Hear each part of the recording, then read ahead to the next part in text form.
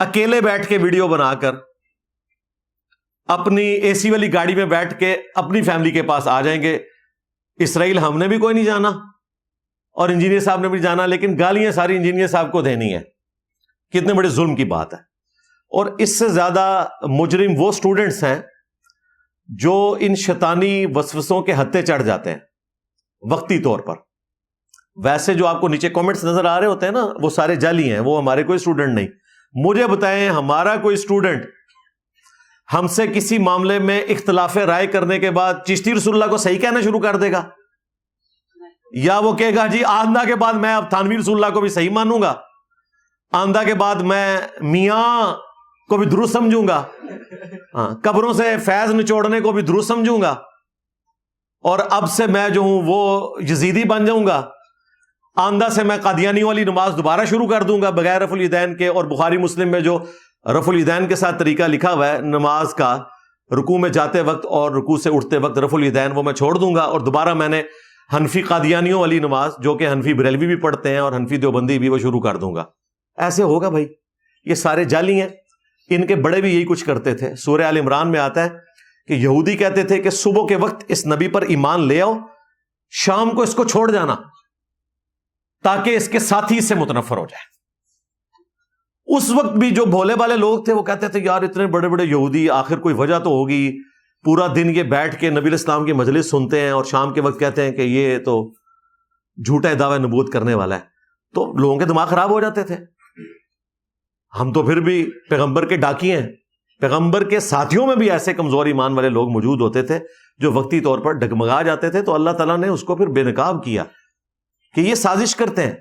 اسی طریقے سے یہ جو اسٹوڈنٹس جعلی بن کے ہمیں علی بھائی سے اختلاف ہے, ہو سکتا ہے بعض اوقات کوئی ٹھیک بھی ہو, اختلاف کے الفاظ کے چناؤ سے پتہ چل جاتا ہے.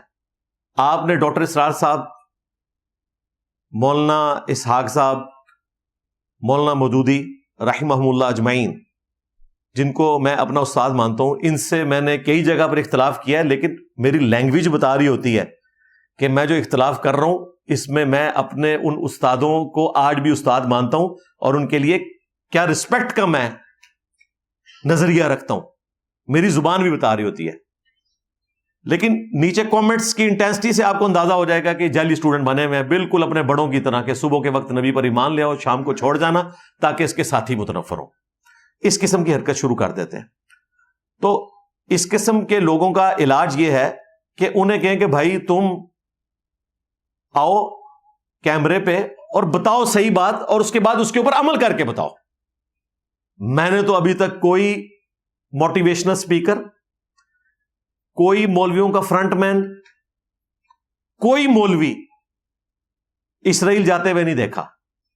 ان کی خواہش تھی نا, اسرائیل تو اب بالکل ہمارے پڑوس میں آ گیا نا, ظاہر ایران کے اوپر انہوں نے حملہ کر دیا, تو ایران کا بارڈر کراس کرنا تو کوئی مسئلہ نہیں ہے, تو جائیں لڑے.